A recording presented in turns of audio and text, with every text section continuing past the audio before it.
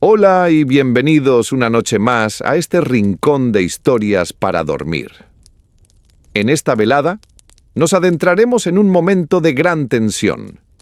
La publicación de un anuncio anónimo que traerá a un visitante inesperado a Baker Street. El Dr. Watson, fatigado pero intrigado, se convierte sin querer en el anzuelo de una trampa tendida por Holmes. ¿Quién tocará a la puerta? ¿Será el asesino? ¿O alguien más? Prepárate para dejarte llevar por el misterio, justo antes de cerrar los ojos. 5. Nuestro anuncio atrae a un visitante. Con el excesivo ajetreo de la jornada, se resintió mi no fuerte salud. Y por la tarde estaba agotado. Después que Holmes hubo partido al concierto, busqué el sofá para descabezar allí 2 horas de sueño. Vano intento. Tras todo lo ocurrido, no cesaban de cruzar por mi agitada imaginación las más insólitas conjeturas y fantasías. Apenas cerrados los ojos, veía delante de mí el descompuesto semblante, la traza simiesca del hombre asesinado. Tan sobrecogedora era la impresión suscitada por ese rostro, que aún sin quererlo sentía un impulso de gratitud hacia la mano anónima que había obrado su extrañamiento de este mundo. Nunca se ha plasmado el vicio con elocuencia tan repugnante como la manifestada por las facciones de Enoch Chad Drever, avecindado en Cleveland. Naturalmente, no desconocía que la ley tiene también sus imperativos y que la depravación de la víctima no constituye motivo de disculpa para el criminal. Cuanto más cavilaba sobre lo acontecido, tanto más extraordinaria se me volvía la hipótesis de mi compañero acerca de una muerte por envenenamiento. Recordaba ahora su gesto de aplicar la nariz a los labios del interfecto, y no dudaba en atribuirlo a alguna razón de peso. Pero, descartado el veneno, ¿a qué causa remitirse, si no se apreciaban heridas ni huellas de estrangulamiento? Y además, ¿a quién demonios pertenecía la sangre profusamente esparcida por el suelo? No existían señales de lucha, ni se había encontrado junto al cuerpo ningún arma de que pudiera servirse el agredido para atacar a su ofensor. Duro trabajo el de conciliar el sueño, para Holmes no menos que para mí, en medio de tanto interrogante sin respuesta. Solo, de una secreta y satisfactoria explicación de los hechos, una explicación que aún no se me alcanzaba, podía dimanar, según me lo parecía a mí entonces, la serena y segura actitud de Holmes. Este volvió tarde, mucho más de lo que el concierto exigía. La cena estaba ya servida. «¡Soberbio recital!», comentó mientras tomaba asiento. ¿Recuerda usted lo que Darwin ha dicho acerca de la música? En su opinión, la facultad de producir y apreciar una armonía data en la raza humana de mayor antigüedad que el uso del lenguaje. ¿Acaso sea esta la causa de que influya en nosotros de forma tan sutil? Perviven en nuestras almas recuerdos borrosos de aquellos siglos en que el mundo se hallaba aún en su niñez. No me parece la idea muy estricta, apunté. Las ideas sobre la naturaleza han de ser tan holgadas como la naturaleza misma. ¿Cómo podría de otra manera ser esta interpretada? A propósito, prosiguió, su aspecto no es el de siempre. Se conoce que el asunto de Brixton Road le tiene a usted trastornado. No voy a decirle que no, repuse. Y el caso es que con la experiencia de Afganistán debiera haberme curtido un poco. He visto a camaradas hechos picadillo en Maiwand sin conmoverme de este modo. Me hago cargo. Este asunto está envuelto en un misterio que estimula la imaginación. Sin la imaginación no existe el miedo. ¿Ha leído usted el periódico de esta tarde? No. Rinde cumplida cuenta de lo sucedido, quitando que, al ser aupado el cuerpo, rodó un anillo de compromiso por el suelo. No es inoportuno el olvido. Explíqueme eso. Eche un vistazo a este anuncio. repuso. He enviado por la mañana uno idéntico a cada periódico. Inmediatamente después de ocurrida la cosa, me hizo llegar el periódico desde el otro lado de la mesa y yo busqué con los ojos el lugar señalado. Ocupaba el mensaje la cabeza de la columna destinada a hallazgos. Esta mañana, decía, ha sido encontrado un anillo de compromiso, en oro de ley, en el tramo de Brixton Road, comprendido entre la taberna de El Ciervo Blanco y Holland Grove. Dirigirse al Dr. Watson, 221B, Baker Street, de 8 a 9 de la noche. Disculpe que haya utilizado su nombre, prosiguió, pero el mío habría sido visto por alguno de estos badulaques, siempre prontos a meter las narices donde no les llaman. Eso no importa, repuse. Importa más que no tengo el anillo. ¡Claro que lo tiene!, exclamó, entregándome uno. Para el caso es lo mismo, casi un facsímil.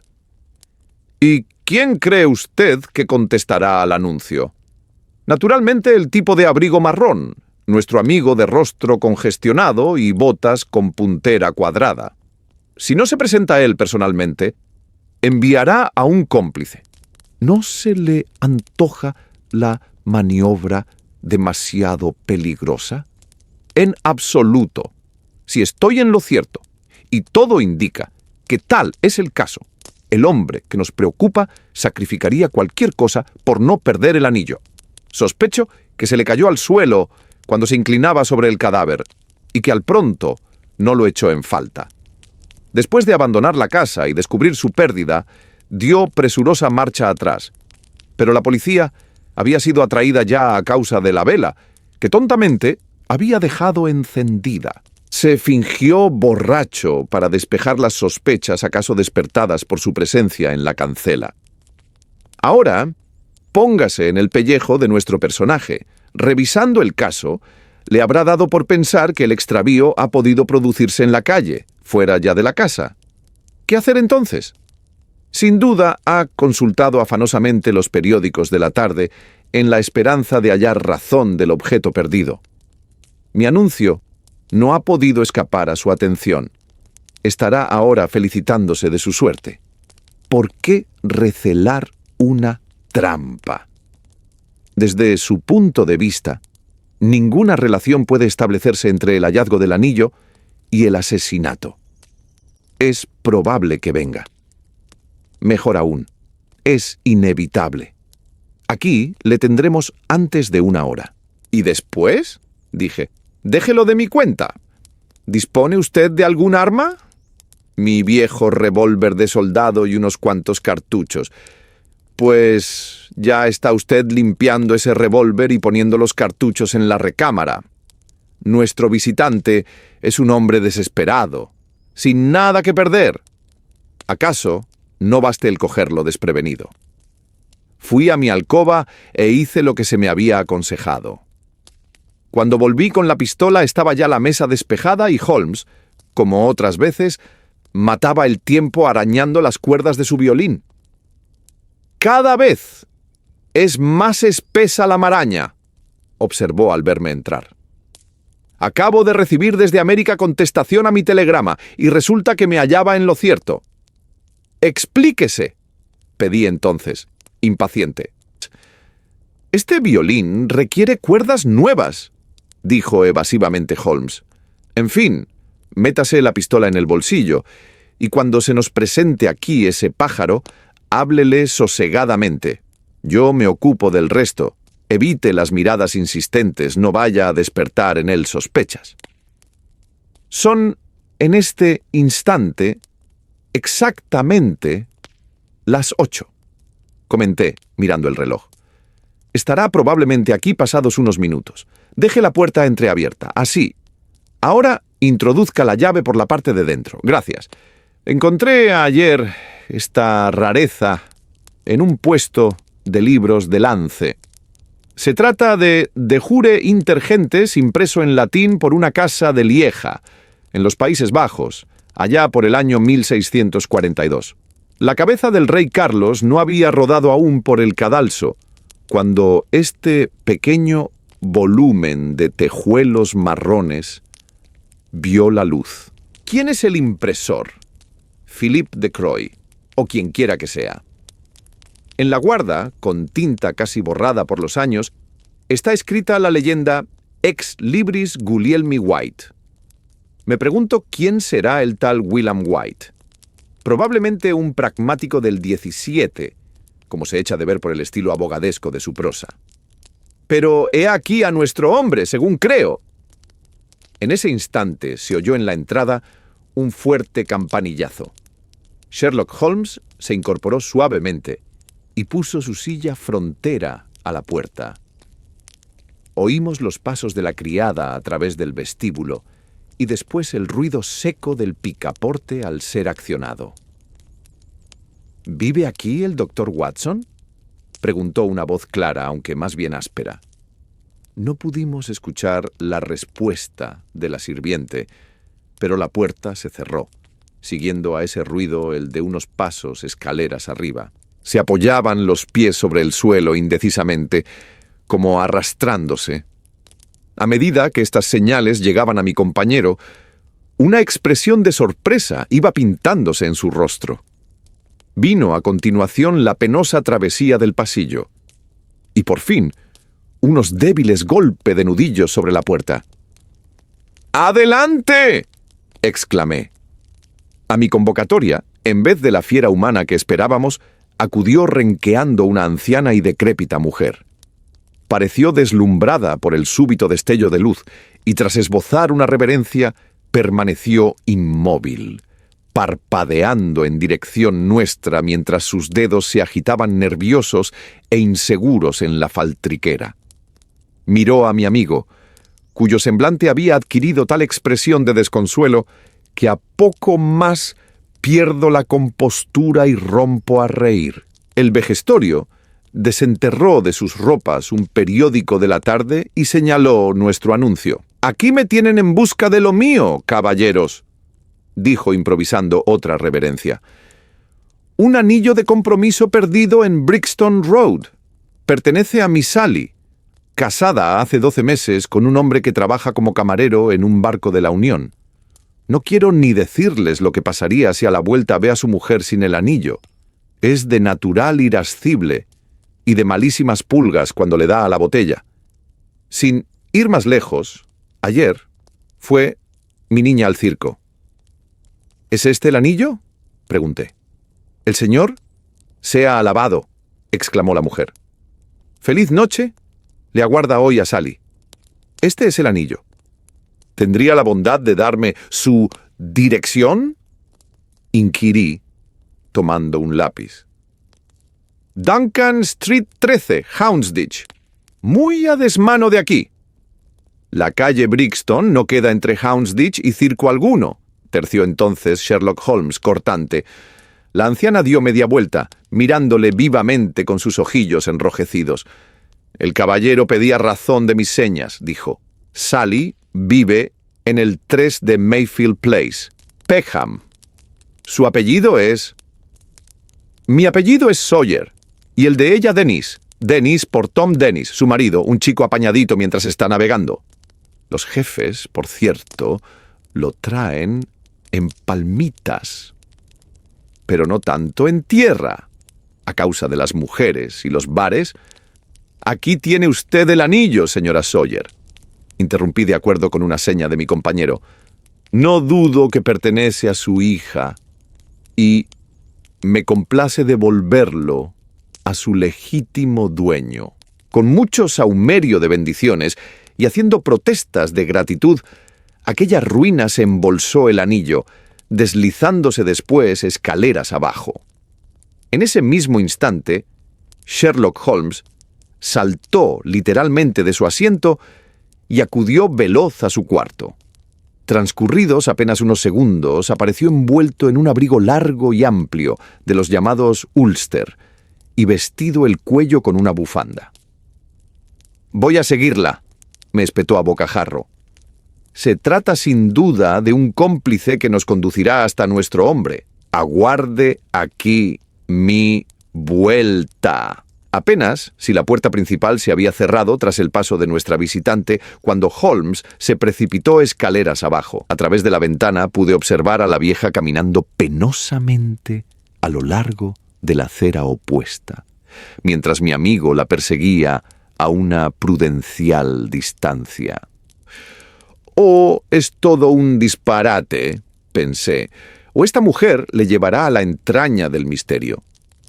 No necesitaba Holmes haberme dicho que le aguardara en pie, puesto que jamás habría podido conciliar el sueño hasta conocer el desenlace de la aventura. Holmes había partido al filo de las 9. No teniendo noción de cuándo volvería, decidí matar el tiempo aspirando estúpidamente el humo de mi pipa mientras fingía leer La Vie de Bohème de Henri Murger. Daeron las 10 y oí los pasos de la sirviente camino de su dormitorio. Sonaron las 11, y el más cadencioso taconeo del ama de llaves cruzó delante de mi puerta, en dirección también a la cama. Serían casi las 12 cuando llegó a mis oídos el ruido seco del picaporte de la entrada. Ver a mi amigo y adivinar que no le había asistido el éxito fue todo uno. La pena y el buen humor parecían disputarse en él la preeminencia, hasta que de pronto llevó el segundo la mejor parte, y Holmes dejó escapar una franca carcajada.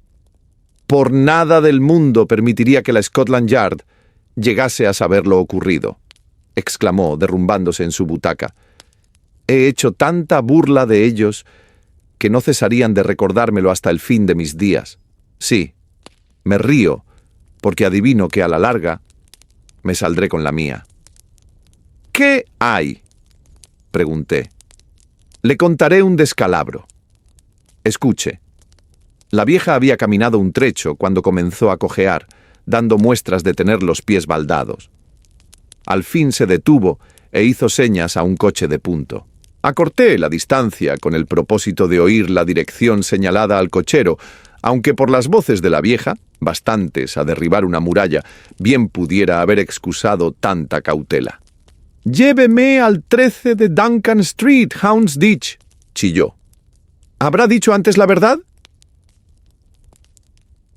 Pensé entonces para mí, y viéndola ya dentro del vehículo, me enganché a la trasera de éste. Se trata el último, por cierto, de un arte que todo detective debiera dominar. En fin, nos pusimos en movimiento, sin que una sola vez aminoraran los caballos su marcha hasta la calle en cuestión. Antes de alcanzada la 13ª puerta, desmonté e hice lo que quedaba de camino a pie.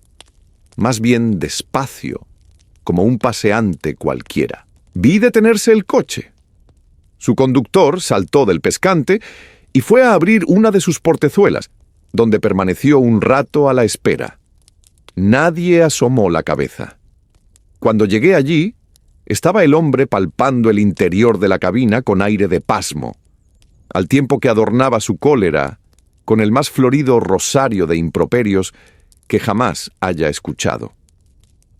No había trazas del pasajero, quien según creo va a demorar no poco rato el importe de la carrera.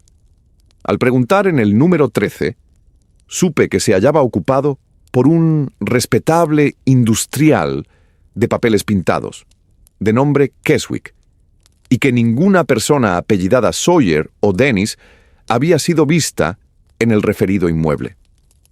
«¿Pretende usted decirme», repuse asombrado, «que esa vieja y vacilante anciana ha sido capaz de saltar del coche en marcha sin que usted o el piloto se apercibieran de ello?» «Dios confunda a la vieja», dijo con mucho énfasis Sherlock Holmes. «Viejas nosotros, y viejas burladas. Ha debido tratarse de un hombre joven y vigoroso, amén de excelente actor. Su caracterización ha sido inmejorable. Observó sin duda que estaba siendo perseguido, y se las compuso para darme esquinazo.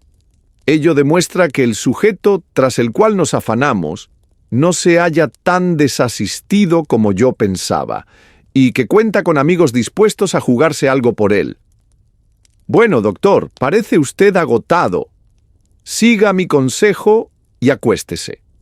Me encontraba en verdad al límite de mis fuerzas, de modo que di por buena aquella invitación. Dejé a Holmes sentado frente al fuego en brasas, y muy entrada ya la noche, pude oír los suaves y melancólicos gemidos de su violín, señal de que se hallaba el músico meditando sobre el extraño problema pendiente todavía de explicación. 6. Tobias Gregson en acción. Al día siguiente, solo tenía la prensa palabras para el misterio de Brixton, según fue bautizado aquel suceso. Tras hacer una detallada relación de lo ocurrido, algún periódico le dedicaba además el artículo de fondo. Vine así al conocimiento de puntos para mí inéditos. Conservo todavía en mi libro de recortes numerosos extractos y fragmentos relativos al caso. He aquí una muestra de ellos. El Daily Telegraph señalaba que en la historia del crimen difícilmente podría hallarse un episodio rodeado de circunstancias más desconcertantes. El nombre alemán de la víctima, la ausencia de móviles y la siniestra inscripción sobre el muro apuntaban conjuntamente hacia un ajuste de cuentas entre refugiados políticos o elementos revolucionarios. Los socialistas tenían varias ramificaciones en América, y el Interfecto había violado sin duda las reglas tácitas del juego, siendo por ese motivo rastreado hasta Londres.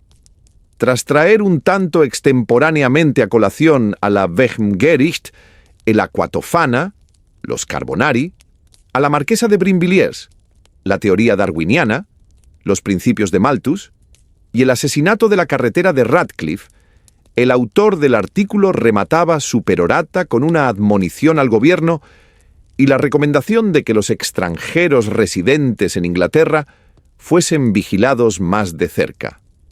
Al Standard todo se le volvía a decir que esta clase de crímenes tendían a cundir bajo los gobiernos liberales. Estaba su causa en el soliviantamiento de las masas y la consiguiente debilitación de la autoridad. El finado era, de hecho, un caballero americano que llevaba residiendo algunas semanas en la metrópoli. Se había alojado en la pensión de Madame Charpentier, en Torquay Terrace, Camberwell. El señor Joseph Stangerson, su secretario particular, le acompañaba en sus viajes. El martes día 4 habían partido los dos hacia Euston Station con el manifiesto propósito de coger el expreso de Liverpool. No existían dudas sobre su presencia conjunta en uno de los andenes de la estación. Aquí se extraviaba el rastro de ambos caballeros hasta el ya referido hallazgo del cadáver del señor Drever en la casa vacía de Brixton Road, a muchas millas de distancia de Euston. ¿Cómo pudo la víctima alcanzar el escenario del crimen y hallar la muerte? Eran interrogantes aún abiertos. Acerca del paradero del señor Stangerson no se sabía absolutamente nada. Por fortuna incumbía al señor Lestrade y al señor Gregson de Scotland Yard la investigación del caso, sobre cuyo esclarecimiento, dada la conocida pericia de ambos inspectores, cabría esperar pronto noticias. Según el Daily News, el crimen no podía ser sino político. El ejercicio despótico del poder y el odio al liberalismo, propios de los gobiernos continentales, arrojaban hacia nuestras costas a muchos hombres que acaso fueran excelentes ciudadanos a no hallarse su espíritu estragado por el recuerdo de los padecimientos sufridos. Entre estas gentes regía un puntilloso código de honor cuyo incumplimiento se castigaba con la muerte. No debía excusarse ningún esfuerzo en la búsqueda del secretario Stangerson ni en la investigación de algunos puntos concernientes a los hábitos de vida del interfecto. De gran importancia resultaba sin duda el descubrimiento de la casa donde éste se había hospedado. Hazaña imputable enteramente a la perspicacia y energía del señor Gregson, de la Scotland Yard. Sherlock Holmes y yo repasamos estas noticias durante el desayuno, con gran regocijo por parte de mi amigo. Ya le dije que, independientemente de cómo discurriera esta historia, los laureles serían alforal para Gregson y Lestrade, según qué visos tome la cosa. Da lo mismo, bendito de Dios. Si nuestro hombre resulta atrapado, lo habrá sido en razón de sus esfuerzos. Si por el contrario escapa, lo hará pese a ellos. Ocurra una cosa o la opuesta. Llevan las de ganar. Un sot trouve toujours un plus sot qui l'admire. ¿Qué demonios sucede?, exclamé yo, pues se había producido de pronto, en el vestíbulo primero y después en las escaleras, un gran estrépito de pasos, acompañados de audibles muestras de disgusto por parte del ama de llaves. «¿Va usted a conocer el ejército de policías que tengo a mi servicio en Baker Street?», repuso gravemente mi compañero, y en ese momento se precipitaron en la habitación media docena de los más costrosos pilluelos que nunca haya acertado a ver. «¡Firmes!», gritó Holmes con bronca voz, y los 6 perdidos se alinearon enhiestos y horribles como 6 esfinges de quincallería. «De aquí en adelante», prosiguió Holmes, «será Wiggins quien suba a darme el parte, y vosotros os quedaréis abajo». «¿Ha habido suerte, Wiggins?» «No, patrón, todavía no», dijo uno de los jóvenes. «En verdad no esperaba otra cosa. Sin embargo, perseverad. Aquí tenéis vuestro jornal. Dio a cada uno un chelín. Largo, y no se os ocurra volver la próxima vez sin alguna noticia». Agitó la mano, y los 6 chicos se precipitaron como ratas escaleras abajo. Un instante después, la calle resonaba con sus agudos chillidos. «Cunde más uno de estos piojosos que 12 hombres de la fuerza regular», observó Holmes. «Basta que un funcionario parezca serlo, para que la gente se llene de reserva. Por el contrario, mis peones tienen acceso a cualquier sitio y no hay palabra o consigna que no oigan. Son además vivos como ardillas, perfectos policías a poco que uno dirija sus acciones. ¿Les ha puesto usted a trabajar en el asunto de la calle Brixton?», pregunté. «Sí. Hay un punto que me urge dilucidar. No es sino cuestión de tiempo.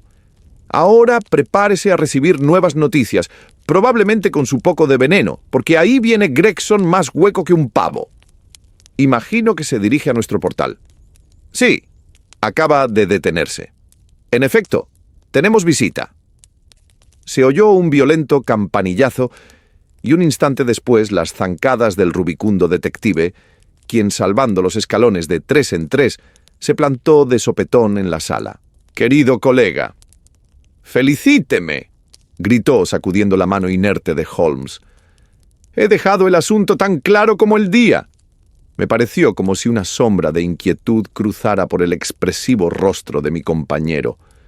«¿Quiere usted decirme que está en la verdadera pista?» «¡Pista! ¡Sí! Tenemos al pájaro en la jaula». «¿Cómo se llama?» «Arthur Charpentier, alférez de la Armada Británica», exclamó pomposamente Gregson, juntando sus mantecosas manos e inflando el pecho. Sherlock Holmes dejó escapar un suspiro de alivio, iluminado el semblante por una sonrisa. «Tome asiento, caramba, y saboree uno de estos puros», dijo. «Ardemos en curiosidad por saber cómo ha resuelto el caso. ¿Le apetecería un poco de whisky con agua?» «No, voy a decirle que no», repuso el detective. «La tensión formidable a que me he visto sometido estos últimos días ha concluido por agotarme. No se trata tanto, compréndame, del esfuerzo físico como del constante ejercicio de la inteligencia. Sabrá apreciarlo, amigo mío, porque los dos nos ganamos la vida a fuerza de sesos». «Me abruma usted», repuso Holmes con mucha solemnidad. «Ahora, relátenos cómo llevó a término esta importante investigación». El detective se instaló en la butaca y aspiró complacido el humo de su cigarro. De pronto, pareció ganarle un recuerdo en extremo hilarante y, dándose una palmada en el muslo, dijo: «Lo bueno del caso es que ese infeliz de Lestrade, que se cree tan listo, ha seguido desde el principio una pista equivocada. Anda a la caza de Stangerson, el secretario, no más culpable de asesinato que usted o que yo. Quizá lo tenga ya bajo arresto. Semejante idea abrió de nuevo en Gregson la compuerta de la risa, tanta que a poco más se ahoga. ¿Y de qué manera dio usted con la clave? Se lo diré, aunque ha de quedar la cosa. Como usted, doctor Watson, sin duda comprenderá exclusivamente entre nosotros. Primero era obligado a averiguar los antecedentes americanos del difunto. Ciertas personas habrían aguardado a que sus solicitudes encontrasen respuesta, o espontáneamente suministrasen información las distintas partes interesadas. Mas no es este el estilo de Tobias Gregson. ¿Recuerda el sombrero que encontramos junto al muerto? Sí, dijo Holmes. Llevaba la marca John Underwood & Sons, 129, Camberwell Road. Gregson pareció al punto desarbolado. No sospechaba que lo hubiese usted advertido, dijo. ¿Ha estado en la sombrerería? No. Pues sepa usted, repuso con voz otra vez firme, que no debe desdeñarse ningún indicio por pequeño que parezca. Para un espíritu superior, nada es pequeño, observó Holmes sentenciosamente. Bien, me llegué a ese Underwood y le pregunté si había vendido un sombrero semejante en hechura y aspecto al de la víctima. En efecto, consultó los libros y de inmediato dio con la respuesta. Había sido enviado el sombrero a nombre del señor Drever, residente en la pensión Charpentier, Torquay Terrace. Así supe la dirección del muerto. Hábil, muy hábil, murmuró Sherlock Holmes. A continuación pregunté por Madame Charpentier, prosiguió el detective. Estaba pálida y parecía preocupada. Su hija, una muchacha de belleza notable, dicho sea de paso, se hallaba con ella en la habitación. Tenía los ojos enrojecidos, y cuando le interpelé sus labios comenzaron a temblar. Tomé buena nota de ello. Empezaba a olerme la cosa a chamusquina. Conoce usted por experiencia, señor Holmes, la sensación que invade a un detective cuando al fin se halla en buen camino. Es un hormigueo muy especial. ¿Está usted enterada de la misteriosa muerte de su último inquilino, el señor Enoch Yatadrever, de Cleveland? Pregunté. La madre asintió, incapaz de decir palabra. La muchacha rompió a llorar. Tuve más que nunca la sensación de que aquella gente no era ajena a lo ocurrido. ¿A qué hora partió el señor Drever hacia la estación?, añadí. A las 8, contestó ella, tragando saliva para dominar el nerviosismo. Su secretario, el señor Stangerson, dijo que había 2 trenes, uno a las 9:15 y otro a las 11. Tenía pensado coger el primero. ¿Y no volvió a verlo?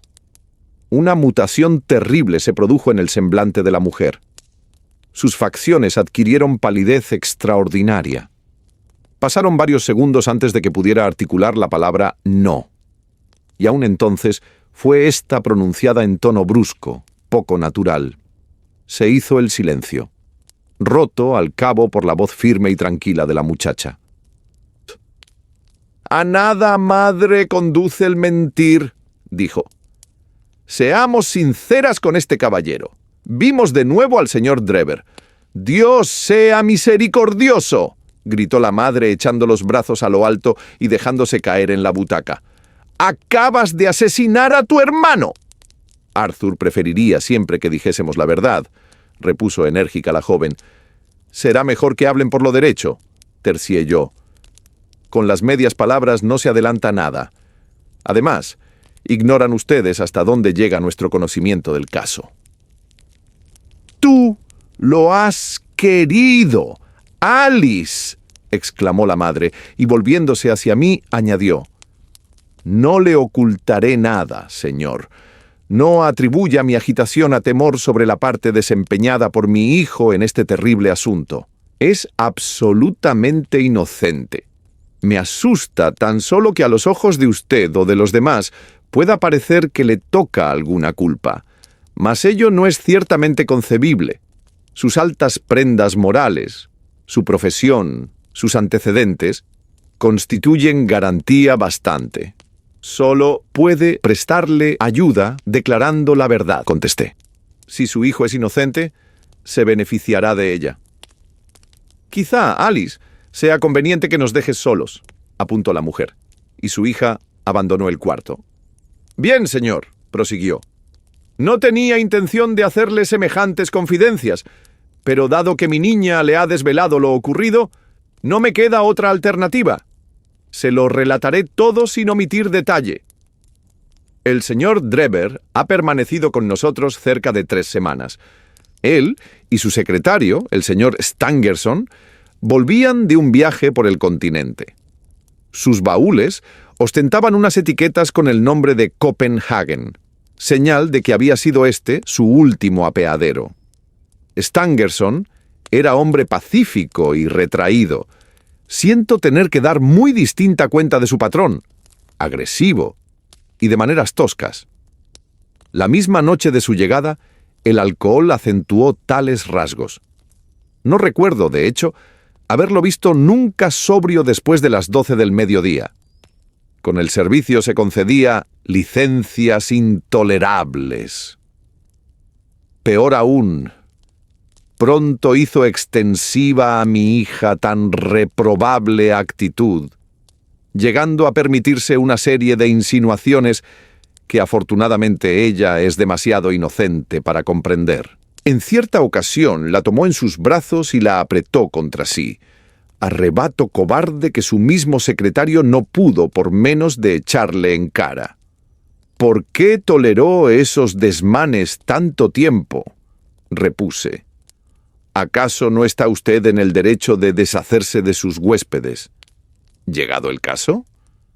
La señora Charpentier se ruborizó ante mi pertinente pregunta. «Válgame Dios, ojalá lo hubiera despedido el día mismo de su llegada», dijo. «Pero la tentación era viva. Me pagaba 1 libra por cabeza y día, lo que hace 14 a la semana. Y estamos en la temporada baja. Soy viuda, con un hijo en la armada que me ha costado por demás. Me afligía la idea de desaprovechar ese dinero. Hice lo que me dictaba la conciencia. Lo último acaecido rebasaba el límite de lo tolerable, y conminé a mi huésped para que abandonara la casa.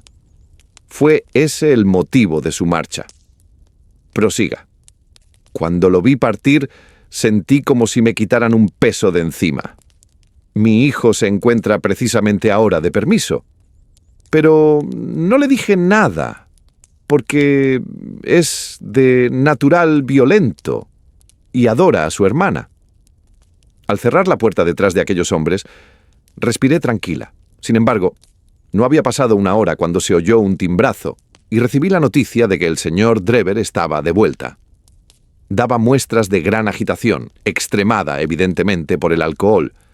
Se abrió camino hasta la sala que ocupábamos mi hija y yo e hizo algunas incoherentes observaciones acerca del tren, que según él no había podido tomar. Se encaró después con Alice y delante de mis mismísimos ojos le propuso que se fugara con él. «Eres mayor de edad», dijo, «y la ley no puede impedirlo. Tengo dinero abundante. Olvida a la vieja y vente conmigo. Vivirás como una princesa». La pobre chiquilla estaba tan asustada que quiso huir, pero aquel salvaje la sujetó por la muñeca e intentó arrastrarla hasta la puerta. Dio un grito que atrajo de inmediato a mi hijo Arthur. Desconozco lo que ocurrió después. Oí juramentos y los ruidos confusos de una pelea. Mi miedo era tanto que no me atrevía a levantar la cabeza. Cuando al fin alcé los ojos, Arthur estaba en el umbral riendo y con un bastón en la mano.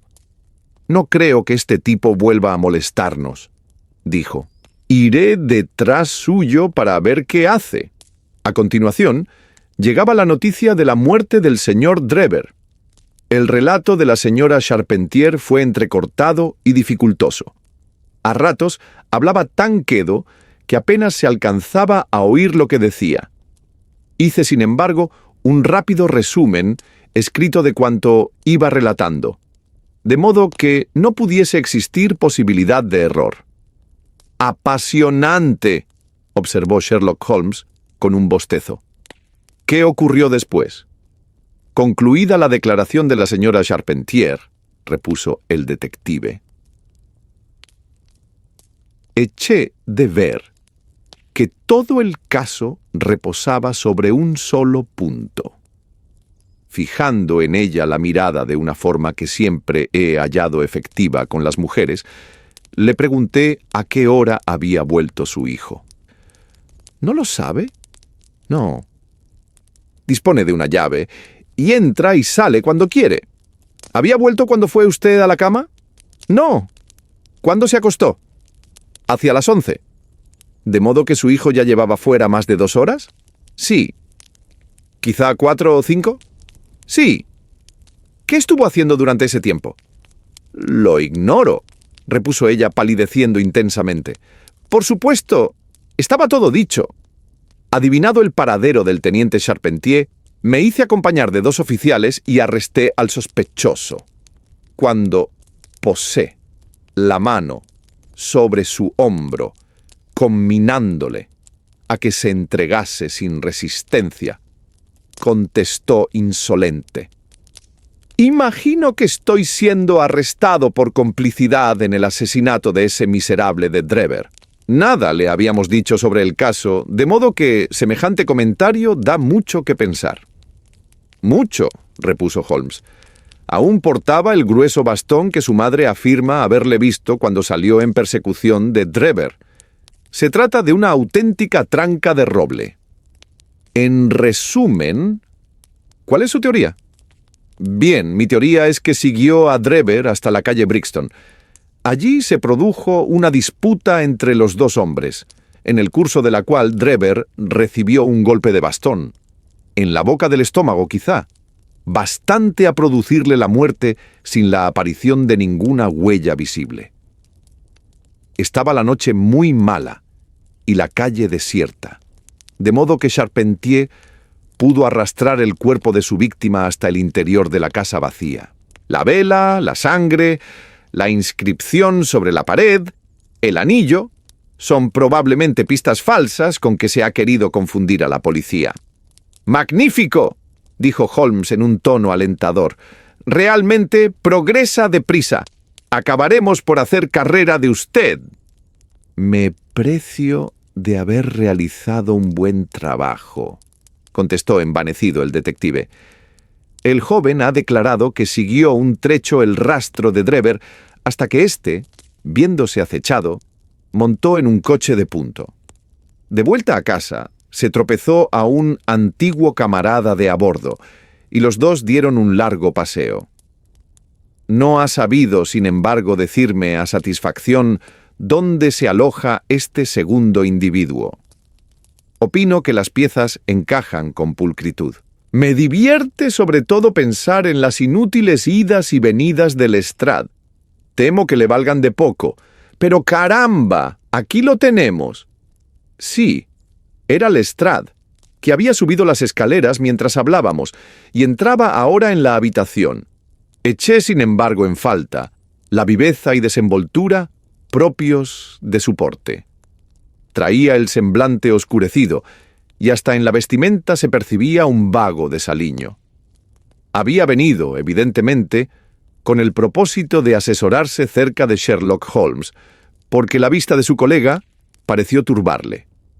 Permaneció todo confuso en el centro de la estancia, manoseando nerviosamente su sombrero y sin saber qué hacer. «Se trata», dijo por fin, «del más extraordinario, incomprensible asunto que nunca me haya echado en cara». «¿Usted cree, señor Lestrade?», exclamó Gregson con voz triunfante. «Sabía que no podría ser otra su conclusión. ¿Qué hay del secretario, el señor Stangerson?»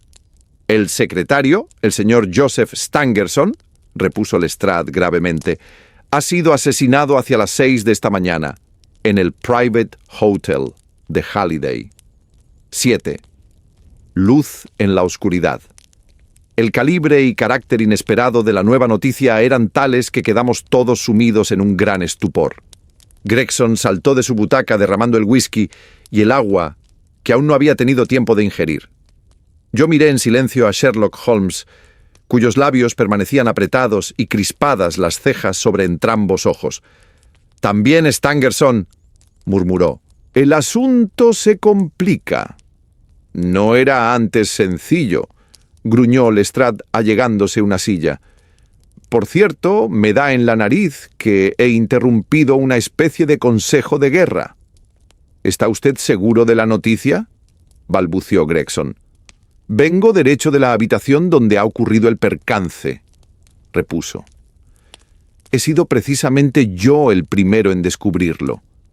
«Gregson acaba de explicarnos qué piensa del caso», observó Holmes. ¿Tendría usted inconveniente en relatarnos lo que por su cuenta ha hecho o visto?» «Ninguno», dijo Lestrade tomando asiento. «Confieso abiertamente que en todo momento creía a Stangerson complicado en la muerte de Drever. El último suceso demuestra el alcance de mi error. Llevado de él, me puse a investigar el paradero del secretario. Ambos habían sido vistos juntos en Euston Station alrededor de las 8:30 de la tarde del día 3. A las 2 de la mañana aparecía el cuerpo de Drever en la calle Brixton. Era, por tanto, cuestión de averiguar qué había hecho Stangerson entre las 8:30 y la hora del crimen y hacia dónde conducían sus pasos ulteriores. Despaché un telegrama a Liverpool con la descripción de mi hombre y la advertencia de que no apartasen un instante los ojos de los barcos con destino a América. A continuación, inicié una operación de rastreo por todos los hoteles y pensiones de la zona de Euston. Pensaba que si Drever y su secretario se habían separado, era natural que el último buscara alojamiento en algún sitio a mano para descolgarse en la estación a la mañana siguiente. Habiendo tenido previamente la precaución de acordar con su compañero un posterior punto de encuentro, observó Holmes. En efecto, toda la tarde de ayer se me fue en pesquisas inútiles. Esta mañana me puse a la tarea muy temprano, y a las 8 estaba ya plantado a la puerta del Halliday's Private Hotel, en la calle Little George. Inmediatamente me confirmaron la presencia del señor Stangerson en la lista de huéspedes. «Sin duda es usted el caballero que estaba esperando», observaron. «2 días hace que aguarda su visita». «¿Cuál es su habitación?», inquirí. «La del piso de arriba. Desea ser despertado a las 9. «Subiré ahora mismo», dije. Confiaba que, desconcertado ante mi súbita aparición, dejara escapar quizá una frase comprometedora. El Botones se ofreció a conducirme hasta la habitación. Se hallaba en el segundo piso, al cabo de un estrecho pasillo. Me señaló la puerta con un ademán de la mano, y se disponía ya a bajar las escaleras, cuando vi algo que me revolvió el estómago pese a mis 20 años largos de servicio.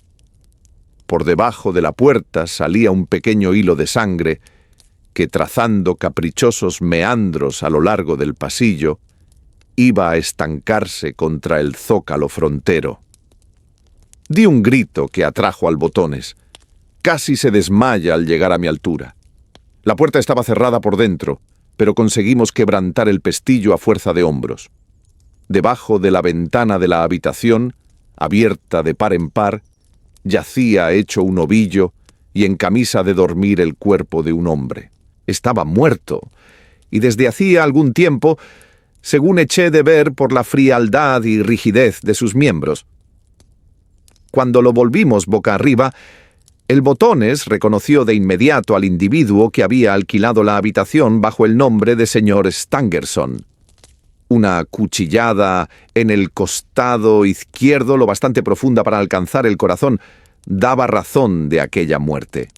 Y ahora viene lo más misterioso del asunto. ¿Qué imaginan ustedes que encontré en la pared encima del cuerpo del asesinado? Sentí un estremecimiento de todo el cuerpo y como una aprensión de horror, antes incluso de que Sherlock Holmes hablara. La palabra Raj, escrita con sangre, dijo.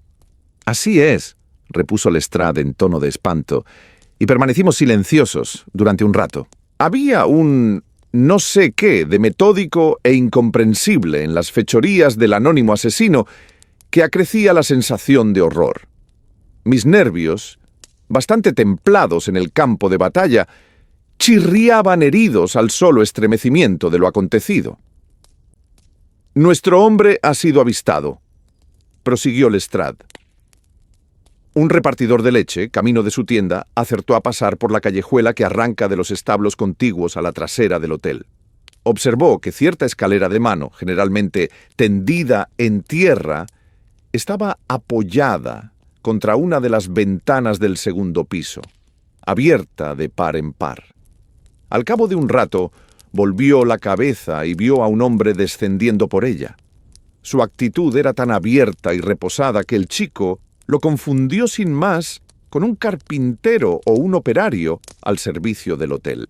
Nada, excepto lo temprano de la hora, le pareció digno de atención.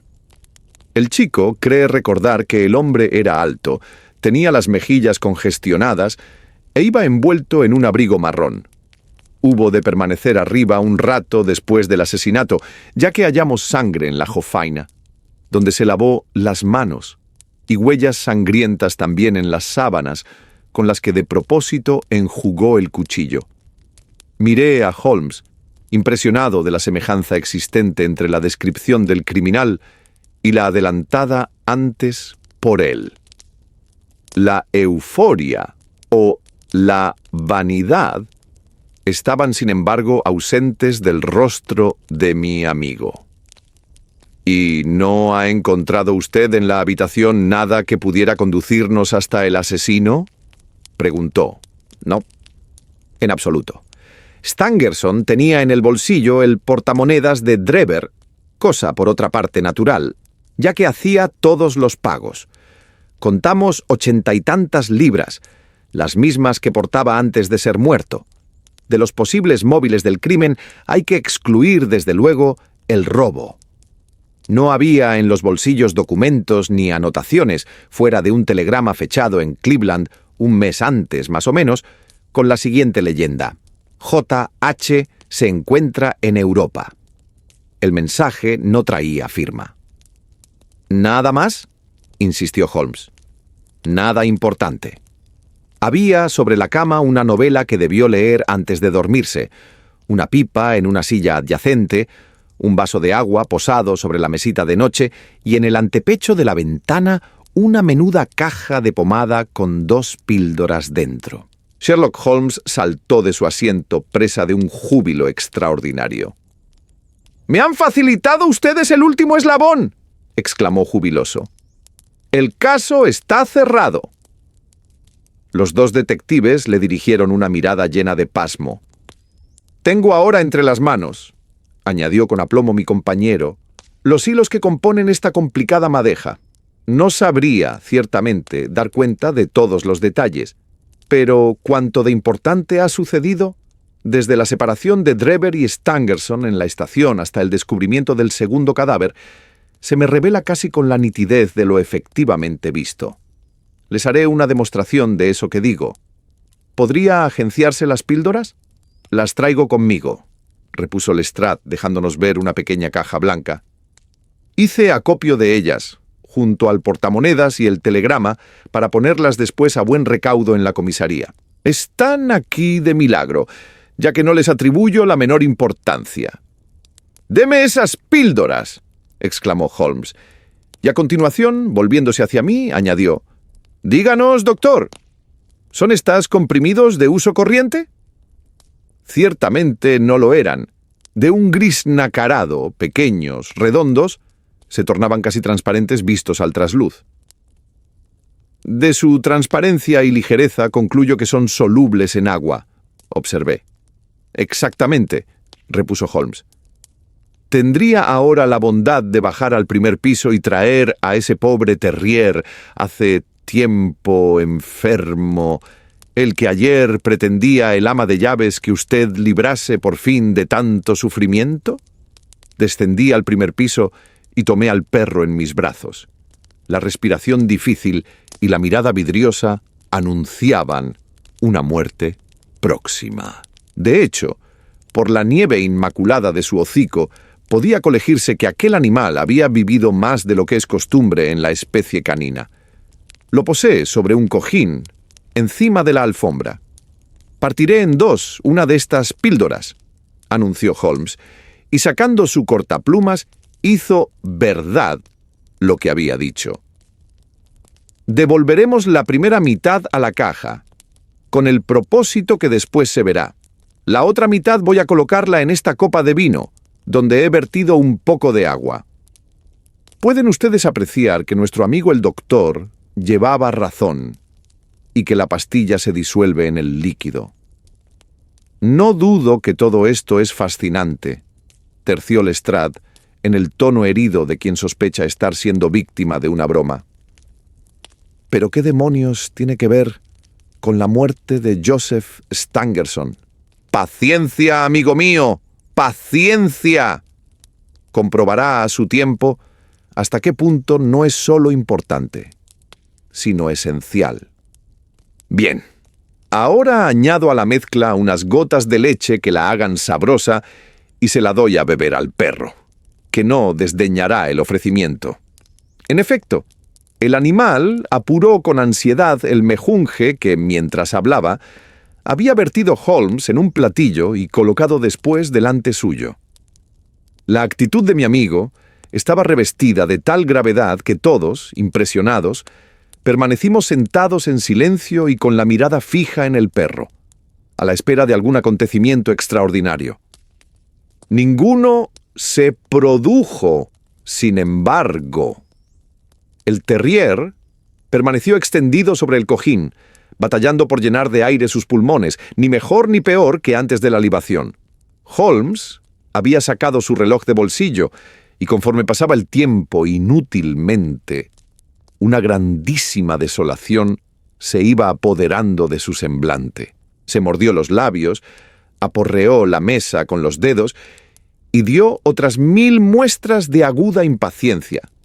Tan fuerte era su agitación que sentía auténtica pena, al tiempo que los dos detectives, antes jubilosos que afligidos por el fracaso de que eran testigos, sonreían maliciosamente. «No puede tratarse de una coincidencia», gritó al fin, saltando de su asiento y midiendo la estancia a grandes y frenéticos pasos. «Es imposible que sea una pura coincidencia. Las mismas píldoras que deduje en el caso de Drever aparecen tras la muerte de Stangerson, y sin embargo son inofensivas. ¿Qué diantre significa ello? Desde luego no cabe que toda mi cadena de inferencias apunte en una falsa dirección. ¡Imposible! Y aún así esta pobre criatura no ha empeorado. ¡Ah, ya lo tengo! ¡Ya lo tengo! Con un alarido de perfecta felicidad, acudió a la caja, partió la segunda píldora en 2, la disolvió en agua, añadió leche y ofreció de nuevo la mezcla al terrier. No había tocado casi la lengua del desafortunado animal aquel líquido, cuando una terrible sacudida recorrió todo su cuerpo, rodando después por tierra tan rígido e inerte como si un rayo mortal se hubiera abatido sobre él desde las alturas. Sherlock Holmes dio un largo suspiro y enjugó el sudor que perlaba su frente. «Debiera tener más fe», dijo. «Ya es tiempo de saber que cuando un hecho semeja oponerse a una apretada sucesión de deducciones, existe siempre otra interpretación que salva la aparente paradoja.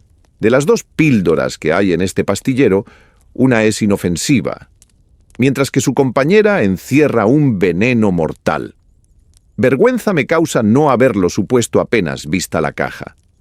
Semejante observación se me antojó gratuita, que difícilmente podía persuadirme de que Holmes la hubiera hecho en serio. Ahí estaba, sin embargo, el perro muerto como testimonio de lo cierto de sus conjeturas. Tuve la sensación de que empezaba a ver más claro y sentí una suerte de vaga, incipiente percepción de la verdad. «Todo esto ha de sorprenderles», prosiguió Holmes, «por la sencilla razón de que no repararon al principio de la investigación en cierto dato, el único rico en consecuencias. Quiso la suerte que le concediera yo el peso que realmente tenía, y los acontecimientos posteriores no han hecho sino afirmar mi suposición original, de la que realmente se seguían como corolario lógico. Lo que a ustedes se presentaba en tinieblas o dejaba perplejos, señalaba para mí el camino auténtico, esbozado ya en mis primeras conclusiones. No debe confundirse lo insólito con lo misterioso. Cuanto más ordinario un crimen, más misterioso también, ya que estarán ausentes las características o peculiaridades que puedan servir de punto de partida a nuestro razonamiento. El asesinato hubiera resultado infinitamente más difícil de desentrañar si llega a ser descubierto el cadáver en la calle y no acompañado de esos aditamentos sensacionales y outré, los que le conferían, precisamente, un aire peculiar. Los detalles extraordinarios, lejos de estorbar esta investigación, han servido para facilitarla. El señor Gregson, que había atendido a la locución dando muestras de considerable impaciencia, no pudo al fin contenerse. «Mire usted, señor Holmes», dijo, «no necesita convencernos de que es usted un tipo listo, ni de que sigue métodos de trabajo muy personales. Sin embargo, no es este el momento de ponerse a decir sermones o ventear teorías. La cuestión es atrapar al criminal. Hice mi propia composición del lugar, al parecer equivocadamente. El joven Charpentier no ha podido estar complicado en el segundo asesinato. Lestrade ha escogido a Stangerson, enfilando también, por lo que se ve, una ruta desviada. Usted, sin embargo, según lo demuestran algunas observaciones aisladas, acumula mayor conocimiento sobre el caso que nosotros, habiendo llegado el momento, creo, de que nos diga de una vez, y por lo derecho, lo que sabe. ¿Le consta ya el nombre del asesino?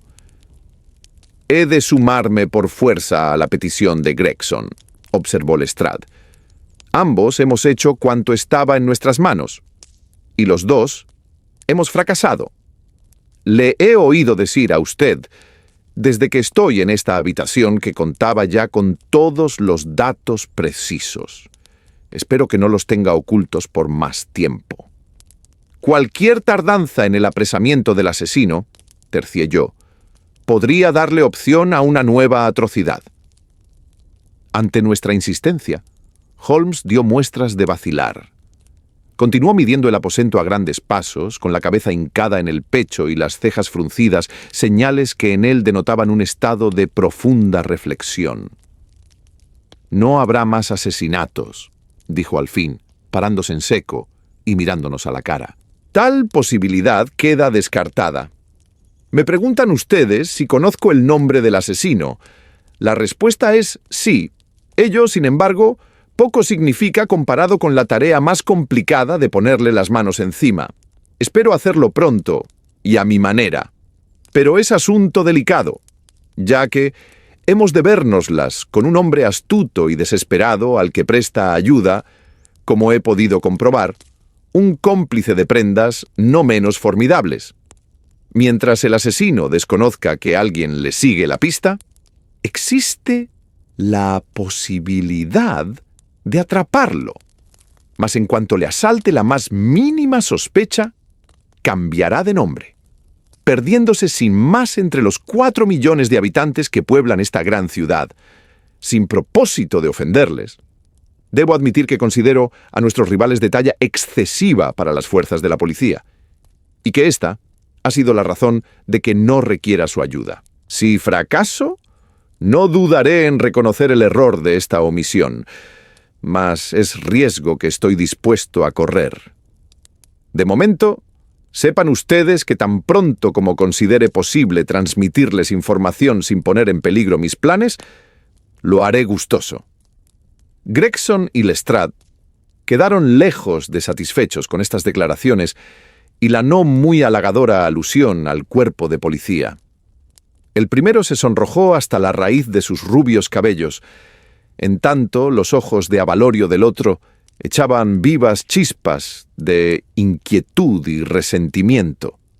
Ninguno de los dos había tenido tiempo, sin embargo, de abrir la boca, cuando sonaron unos golpecitos en la puerta y la mínima y poco agraciada persona del joven Wiggins, portavoz de los pilluelos, entró en escena. «Señor», dijo llevándose la mano a la guedeja que le caía sobre la frente, «tengo ya abajo el coche de caballos». «Bien hecho, chico», repuso Holmes en tono casi afectuoso. Después, habiendo sacado de un cajón un par de esposas de acero, añadió: «¿Por qué no adoptan este modelo en la Scotland Yard? Observen ustedes la suavidad del resorte. Cierra en un instante. También sirven las viejas mientras haya alguien a quien ponérselas», gruñó Lestrade. Está bien», repuso Holmes, sonriendo. «El cochero podría ayudarme a bajar los bultos». «Dile que suba, Wiggins». Me sorprendió ver a mi amigo prepararse a lo que parecía un largo viaje, ya que no me tenía dicho nada sobre su proyecto. Había en la habitación una pequeña maleta que asió enérgicamente y comenzó a sujetar con una correa. En tal manejo se hallaba ocupado cuando hizo acto de presencia el cochero. «Venga acá, buen hombre», dijo hincando la rodilla en tierra con la cabeza siempre echada hacia adelante. «Y ponga mano a esta hebilla». El cochero se llegó a él con aire entre arisco y desafiante y alargó los brazos para auxiliarle en la faena. Entonces se oyó el clic de un resorte, resonaron unos metales y Sherlock Holmes recuperó rápidamente la posición erecta.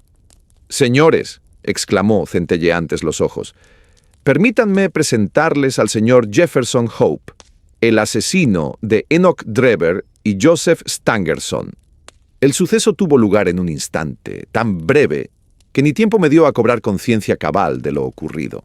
Conservo en la memoria la viva imagen de aquel momento, la expresión de triunfo de Holmes y la faz furiosa, atónita, del hombre, fijos los ojos en las brillantes esposas que, como por arte de encantamiento, habían ceñido de pronto sus muñecas. Durante 1 o 2 segundos pudimos parecer un grupo de estatuas. Entonces, el hombre dejó escapar un grito de loco y, desasiéndose de la presa de Holmes, impulsó su cuerpo contra la ventana. Maderos y cristales cedieron ante la acometida, mas no había el fugitivo completado aún su propósito cuando Holmes, Lestrade y Gregson hacían de nuevo, al igual que Sabuesos, presa en él. Fue arrastrado hacia la habitación, donde se desarrolló una formidable lucha. Tanta era la fuerza y el empeño de nuestro enemigo que varias veces nos vimos frustrados en el intento de inmovilizarlo.